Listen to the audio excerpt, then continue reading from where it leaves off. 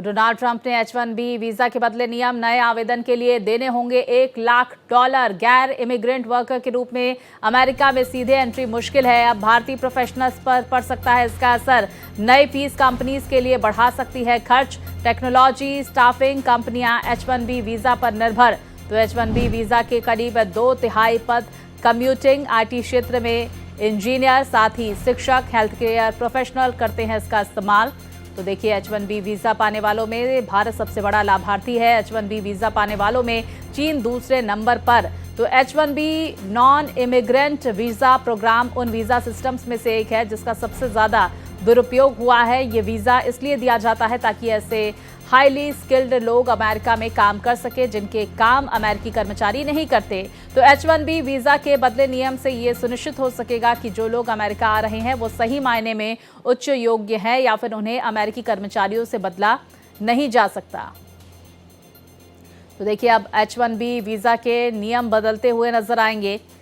अमेरिकी राष्ट्रपति Donald Trump की तरफ से गोल्ड कार्ड का ऐलान कर दिया गया है। तो देखिए इसके तहत H-1B वीज़ा के जो नियम बदलेंगे उसमें ज़रा समझ लेते हैं तमाम अहम जानकारियां ग्राफिक्स के जरिए। ट्रंप ने H-1B वीज़ा पर बढ़ाया आवेदन शुल्क, इस तरह की जानकारियां सामने निकल कर आ रही है।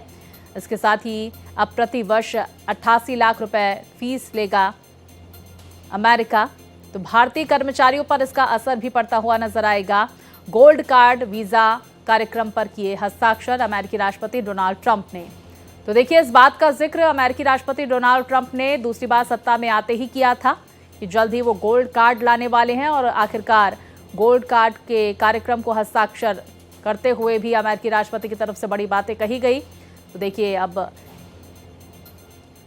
88 लाख रुपए भारतीयों को देना होगा और ये शुल्क अतिरिक्त वेरिफिकेशन शुल्कों के अलावा होगा। पैसे एक मुश्त ली जाएगी, एक मुश्त ये राशि ली जाएगी और हर साल ये राशि होगी। ये फिलहाल अभी तय नहीं हो पाया है। तो क्या है H-1B वीज़ा कार्यक्रम, ये भी ज़रा समझ लेते हैं। H-1B वीज़ा अमेरिकी गैर अप्रवासी वीज़ा है। उच्च कुशल पेशेवरों के लिए ये होता है और विदेशी कर्मचारियों को नियुक्त करने की अनुमति इसमें होती है।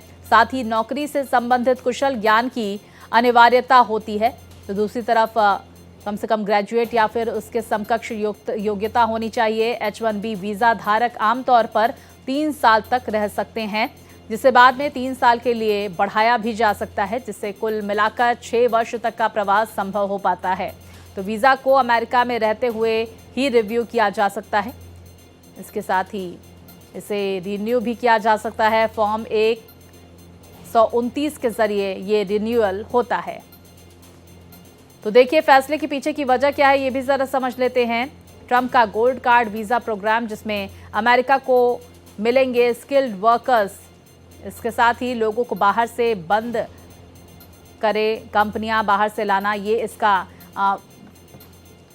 इसकी सोच रखी गई है। इसके साथ ही इमिग्रेशन पर नकेल कसने के लिए बड़ा कदम उठाया जा रहा है। अमेरिकी नौकरियों की रक्षा करने के लिए ये कदम उठाया जा रहा है।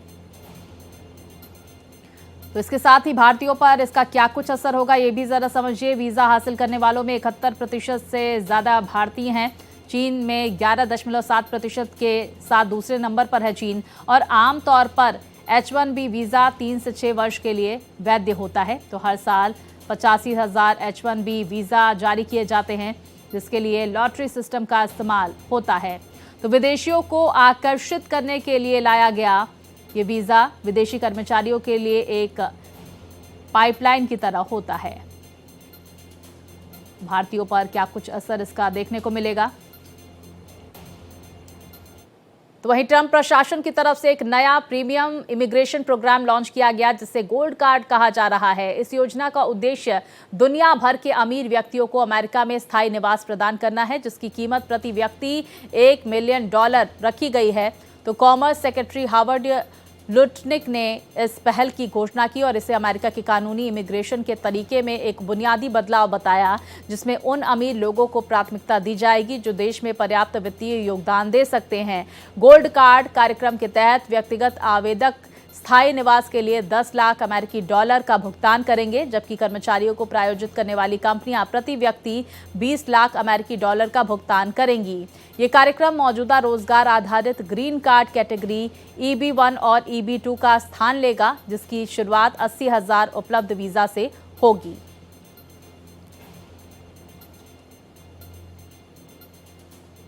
Which we'll use for cutting taxes and paying down debt. We think it's going to be very successful. Essentially, we're having people come in, people that in many cases, I guess, are very successful or whatever, and they're coming in. They're going to spend a lot of money to come in. They're going to pay as opposed to walking over the borders, and they may come from jails, prisons, and everything else. These people don't. They're very productive people. And they're going to pay $1 million. The corporation is going to pay $2 million.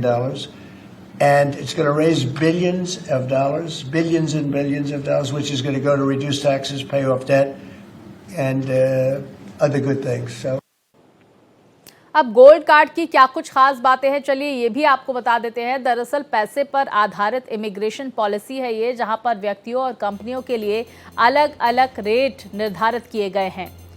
तो देखिए, व्यक्तियों के लिए अलग rate और इसके साथ ही जो बिजनेस कंपनीज हैं उनसे संबंधित अलग रेट निर्धारित किए गए हैं। व्यक्तिगत आवेदकों के लिए फीस जो है वो $1 मिलियन रखी गई है। कंपनियों के लिए ये $2 मिलियन प्रति व्यक्ति रखी गई है। तो पहले चरण में 80,000 वीज़ा और इसके साथ ही आपको बता दें पूर्ण अधिकार और नागरिकता का रास्ता साफ होता हुआ नजर आएगा। स्थायी रूप से रहने और काम करने का अधिकार भी मिलेगा। तो इस गोल्ड कार्ड की क्या कुछ खास बातें हैं, ये भी लगातार हम आपको टीवी स्क्रीन पर बता रहे हैं। इसके साथ ही वैश्विक आय पर टैक्स अनिवार्य किया गया है। तो वहीं कठोर सुरक्षा जांच से गुजरना होगा। गोल्ड कार्ड की खासियत लगातार हम आपको बता रहे हैं।